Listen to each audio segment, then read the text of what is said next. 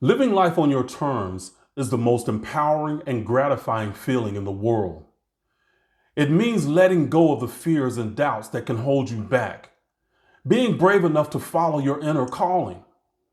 This is where a true spiritual foundation becomes so important.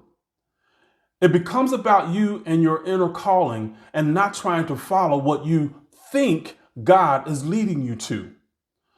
When you follow Kemetic principles, you make every effort to create a life that brings you peace and joy.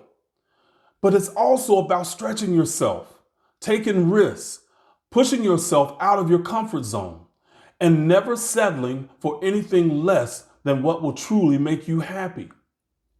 I encourage you to summon your courage even in the face of what may be fearful to you. I once told someone who meant well giving me advice on how I should proceed in my life. I said to them, if life is going to kick my ass for taking my shot, I'd rather do it my way than do it your way and have the regret of wishing I would have done it my way. Creating life on your terms is a risk well worth it. I will never look back on my life and wonder what if. What about you?